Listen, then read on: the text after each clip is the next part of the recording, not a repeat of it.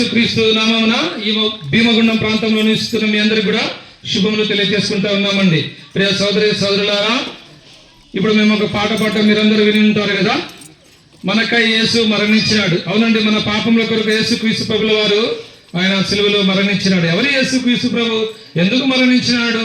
ఈ మనకెందుకు చెప్తా ఉన్నారు? మనమేం చేయాలనుకుంటా ఉన్నారా?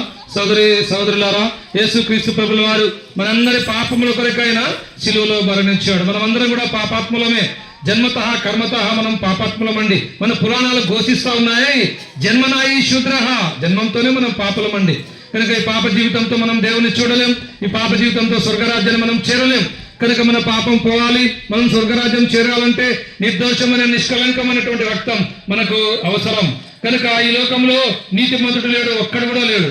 కనుక మనము ఎవరి రక్తం ద్వారా మనము నీతిమంతులుగా తీర్చబడతామంటే పరిశుద్ధమైనటువంటి రక్తం మనకు అవసరం. పరిశుద్ధమైన రక్తం ఈ లోకంలో ఎక్కడ కూడా లేదండి.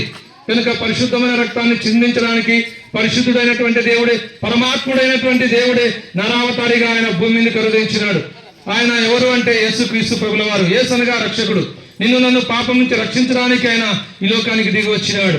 నేను ఆ పాపములు యేసు ప్రభు శిలువ మీద మోసినాడు.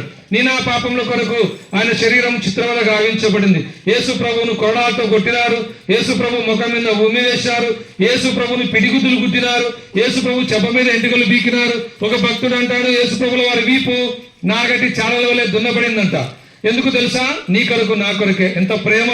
ఈ లోకంలో నీ ఎడల మేడలు ఎంత ప్రేమ చూపే వాళ్ళు ఈ లోక చరిత్రలో ఎవ్వరు లేరండి. యేసు ఒక్కడే నిన్ను ప్రేమించి నీ కొరకు శిక్ష తాను అనుభవిస్తా వచ్చినాడు. ఈ విధంగా యేసుక్రీస్తు ప్రభుల వారిని ఆ గొలగొతా కొండ మీద సిలువ వేసినాడండి. యేసుక్రీస్తు ప్రభుల వారు ఆ సిలువ వేసినటువంటి సందర్భంలో ప్రకృతి యేసు ప్రభు మరణాన్ని చూడలేకపోయింది. దేవుని వాక్యంలో రాయబడింది, 12 గంటల నుంచి 3 గంటల వరకు ఆ దేశం అంతటా కూడా చీకటి కమ్మిందంట. ప్రకృతి యేసు ప్రభు వారు మరణాన్ని చూడలేకపోయింది. యేసు ప్రభుల వారికి మరణ శిక్ష విధించిన రోమా గవర్నర్ పిలాతు రాజు ఏమన్నాడు తెలుసా? ఈ నీతిమంతుడు ఎందు ఏ దోషం నాకు కనబడలేదన్నాడు. ఈ విధంగా నీతిమంతుడైనటువంటి దేవుడు, పాపములైనటువంటి దేవుడు, పరమాత్ముడైనటువంటి దేవుడు నీ నా పాపముల కొరకు ఆయన సిలువలో మరణించినాడు. మరణం ఆయన్ను బంధించలేకపోయింది. 3వ దినాన మరణం జయించి తిరిగి లేచినాడు. ఆ పరలోకానికి ఆరోహణుడైనాడు. ఈ సాయంకాల సమయంలో ఈ గ్రామాన్ని యేసయ్య ప్రేమిస్తా ఉన్నాడు. నిన్ను కూడా యేసు ప్రభు ప్రేమిస్తా ఉన్నాడు. అందుకు నీ మధ్యకి ఈ వార్త తీసుకొని వచ్చినాడు. కనుక నీ పాపం పోవాలంటే, నువ్వు పరిశుద్ధపరచబడాలంటే, నువ్వు స్వర్గం రాజ్యం చేరాలంటే నువ్వు ఎక్కడికి వెళ్ళని అవసరం లేదు. ఎలాంటి వెల చెల్లించాల్సిన అవసరం లేదమ్మా.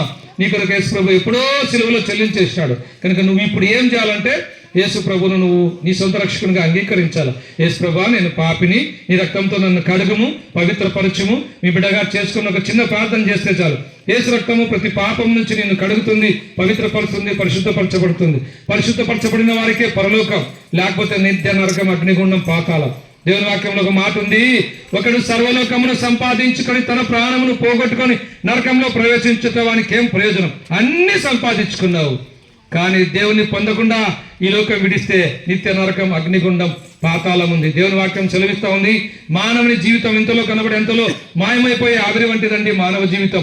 ఎప్పుడు ఎక్కడ ఎలాగో కన్ను మూస్తామో ఈ లోకంలో ఎవ్వరు కూడా చెప్పలేరు.